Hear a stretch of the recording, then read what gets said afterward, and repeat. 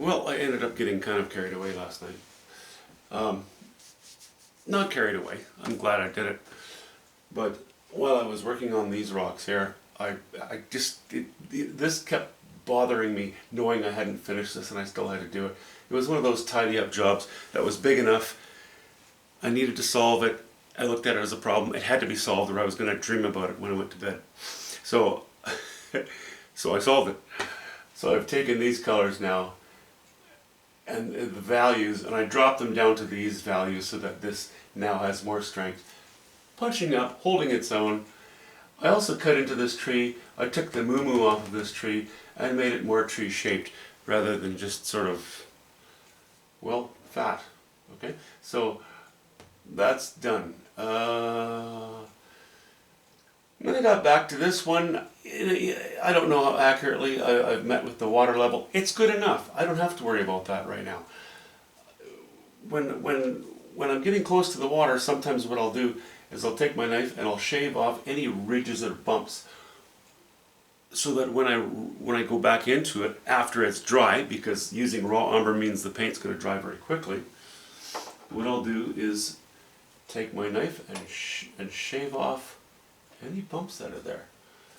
And then, if need be, and I did do this, I'll take a piece of toilet paper and I will lay it along the bottom, like that, suck up any sort of excess pigment and oil that's there. So if I need to, I can take a brush, I can dip into these dark colors again, and I can reapply some of these lines, you know, if I need to adjust them one way or the other. That's how I leave it off if I know I'm not going to be working on the painting anytime soon. So that's what I did. Monday I can go into the water now, it's ready to go, and I don't need to worry about, you know, ridges of paint left by the knife along the bottom where the rock meets the water. Same thing here. I've done more or less the same. Well, not this rock so much, but that rock I know I'm perfectly happy with, so I didn't worry about it. Yeah, I liked leaving this crevice here. I had a bit of a dark line here too, but it kind of met up with this dark line. No, that's not good. I don't want a perfect Z. So I've decided to cut right across it, lay a little bit of colder light on this rock. Yes, it's light. I see this as direct sunlight. I see this as reflected light. Or maybe the color of the rock itself is different. It might be a bluer granite. This might be a warmer granite. Doesn't matter. There are 1,000 reasons you can do these things. The important thing is that this looks cooler because it's less important. This looks warmer. You're always going to pay attention to the warmer areas of a painting before jumping into the cooler areas. Unless, of course, you have tiny specks of warmth and a lot of cold, you know, blue. Blue stops the eye. Anything getting in the direction of blue, well, it doesn't always, but it tends to stop the eye. So I went gentle with this. I used ultramarine blue, raw umber, and white. And that's about it for these rocks. I may still introduce a few of these colors into here, and I may take a few of these colors and put the odd stroke in here. That's okay. That's step 6. I always call these things the final touches step 6, because even if I do a painting in 20 steps, I'm still going to call the final step step 6. If I do a painting, a plein air painting, and I do it in one step, the final touches will always be step 6, even though it might actually only be step 2. I don't know. My dad coined the phrase. I'll go with that. I like it. So, tomorrow, we'll begin with the water here. We'll begin to jump into here.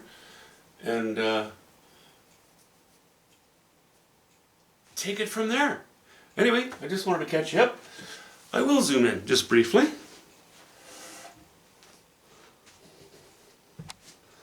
Camera's reasonably squared off, so that you can see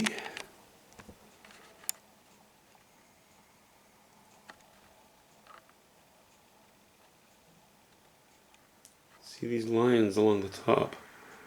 I redrew them in very roughly You can see they're broken. You can see, you know, I don't want a solid line across the top of those bushes, but they needed to be darker. And then from there on down, I went to cobalt blue and burnt sienna. Same as the other side.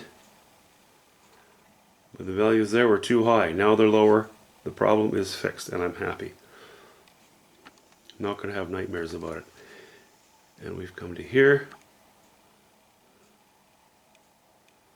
The rock has a little bit of a different structure.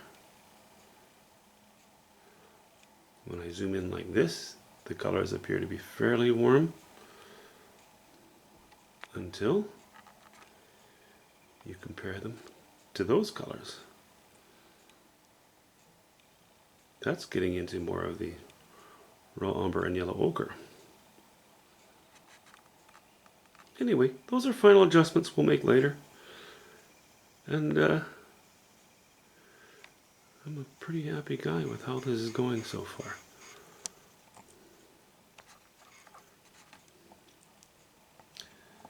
Okay.